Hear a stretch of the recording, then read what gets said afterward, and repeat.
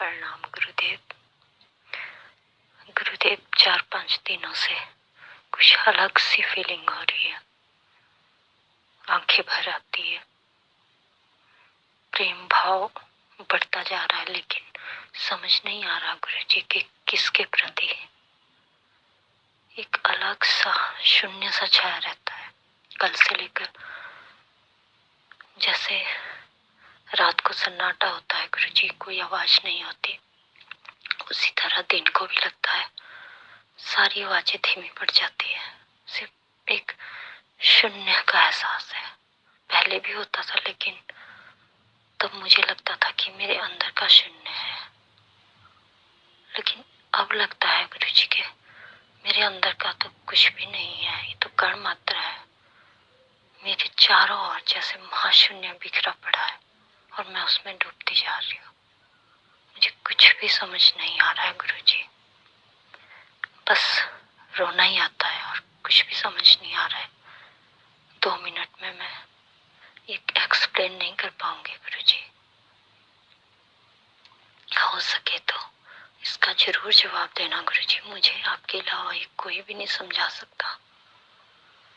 मुझे कुछ भी समझ नहीं आ रहा है गुरुजी, बस खोई रहती हूँ। ये कैसा शून्य है गुरुजी? ये क्या है? मैं तो कुछ भी नहीं हूँ इसके आगे। मैं किससे प्रेम कर रही हूँ गुरुजी? ये मुझे क्या हो गया? किसी आकार से तो बिल्कुल भी नहीं, किसी स्थूल शरीर से बिल्कुल भी नहीं, जो दिखता नहीं, जो सिर्फ मैं महसूस कर रही हूँ, उसी के प्रति प्रेम होता जा रहा है गुरुजी। ये कैसी अवस्था है? प्लीज गुरुजी, प्लीज मुझे जवाब दें। प्रणाम आपको गुरुजी, बहुत बहुत प्रणाम।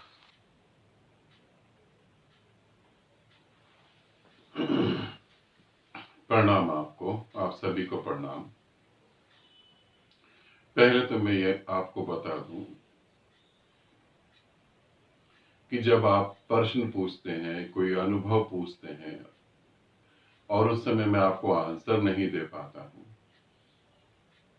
तो आप बिल्कुल निराश नहीं हो। आप ये नहीं सोचे कि मैंने आपके प्रश्न को नहीं सुना, आपके अनुभव को नहीं सुना। ये बिल्कुल नहीं सोचे। मैंने उसे पूरी तरह से सुना, समझा, मगर आंसर देना अभी अर्जेंटली जरूरी है, ऐसा मेरे को वहां लगा नहीं। क्योंकि अर्जेंट आंसर किसको देना पड़ेगा? जो साधना में कहीं गलत मुड़ गया, कुछ गलत कर बैठा है, कुछ गलत हो गया, उसे तो मेरे को उसी समय उत्तर देना पड़ेगा कि रोक दो इसे, तुरंत रोको। और यदि आंसर नहीं दे रहा तो कोई बात नहीं, थोड़ा धैर्य रखना। जैसे कल मैंने एक ऑडियो सुना, सुखू का ऑडियो सुना, तो वो उसमें रोने लगी कि मुझसे कोई गलती हो गई। मैंने उसे यही कहा कि थोड़ा सा धैर्य रखो बस। तुम इतने सारे लोग हो, ये मेरा सौभाग्य है कि तुम इतने सारे लोग हो और मुझे प्रेम करते हो, मगर मैं तो अकेला हूं। थोड़ा सा समय लग सकता है, पहली बात। दूसरी बात, इसे समझना चाहिए दूसरी बात को अच्छे से, कि जब साधना में तुम्हें कुछ घटित हो रहा है और रोना आ रहा है अकारण, कारण नहीं। अब मैं जो उदाहरण दे रहा हूं, ये उदाहरण दे रहा हूं, इसे अच्छे से समझना है, ठीक है? कि तुम कहीं शादी में जा रहे हो, थोड़ा अच्छे से समझना। तुम कहीं शादी में जा रहे हो और तुम्हारा मन करा कि आज जो है मैं सफेद रंग की ड्रेस पहनूंगा या ग्रीन कलर की या कोई भी कलर की, मैं ये कपड़े पहन के शादी में जाऊंगा। और तुमने 2 दिन पहले कह भी दिया घर में कि मैं ये कपड़े पहन के शादी में जाऊंगा। शादी बहुत बड़ी है, बहुत सारे लोग आ रहे हैं और काफी सारे लोग तो मेरे को ही देखेंगे। यूं समझो सारे लोग मुझे ही देखेंगे, तो मेरी ड्रेस अच्छी होनी चाहिए और मैंने चुन ली है अपने घर में जो ये ड्रेस पड़ी है इसी को मैं पहनूंगा। और कपड़े भी, हमारी ड्रेसेस भी हमसे बात कर सकती हैं। ऐसा हो गया, मान के चलो ऐसा हो गया, हमारी ड्रेसेस भी हमसे बात कर सकती हैं। और जब हमने कहा कि मैं भाई ये रंग की ड्रेस पहनूंगा, तो सारी ड्रेस ने उसको सुना उसमें से जिसको आपने चूज करा वो कितना खुश होगी। देखो, मुझे चूज करा, मुझे पसंद करा, मैं जाऊंगी शादी पार्टी में इनके शरीर के ऊपर। पार्टी में जाने का समय आ गया, आपने ड्रेस निकाली, आप ड्रेस पहनने लगे और आपने देखा कि आपकी ड्रेस में छोटे छोटे से दाग रह गए, अच्छे से वो वॉश नहीं हुई होगी, छोटे छोटे दाग, और दाग भी ऐसे हैं कि वो सभी को नजर आ जाएंगे, और बड़ी पार्टी है, सभी लोग आपको देखेंगे। अब वो दाग वाली ड्रेस क्या करेंगे आप? नहीं पहनेंगे, आप छोड़ देंगे। और जब आप उस ड्रेस को छोड़ देंगे तो रोना आएगा, उस ड्रेस को तो रोना आएगा ही आएगा। अब इसी को हम साधक के जीवन में लाते हैं। जब तुम्हें वो महाशून्य दिखाई देता है और तब भी तुम स्वीकारे नहीं जाते हो, ध्यान रखना, महाशून्य दिखाई देना अलग है, महाशून्य हो जाना अलग है। परमात्मा का दिखाई देना अलग है और परमात्मा हो जाना अलग, दोनों में बहुत बड़ा फर्क।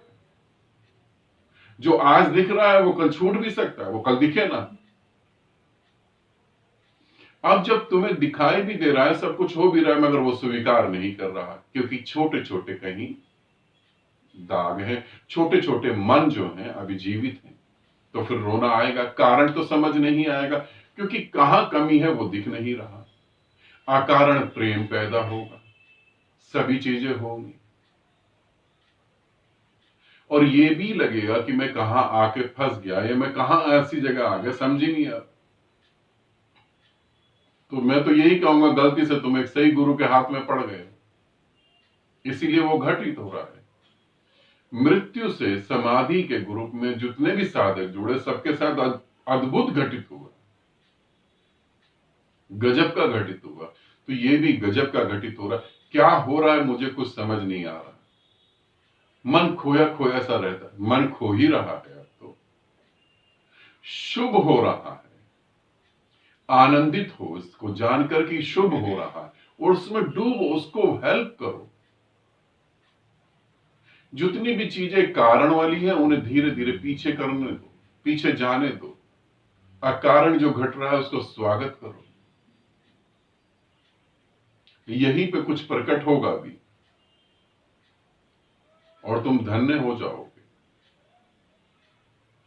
2 मिनट की ऑडियो में इतना ही मैं बता सकती हूं, इतना ही काफी है मेरे लिए। तुम 1 मिनट की ऑडियो में भी कहो तो भी मेरे लिए बहुत है वो। तो जिसकी इंतजार तुम्हें जन्मों से थी वो घटित हो रहा है, उसमें डूबो। उस निराकार जो घटित हो रहा है उसमें डूबो, इतना डूबो कि वो निराकार तुमको स्वीकार कर ले और तुम्हारा जीवन धन्य हो जाए।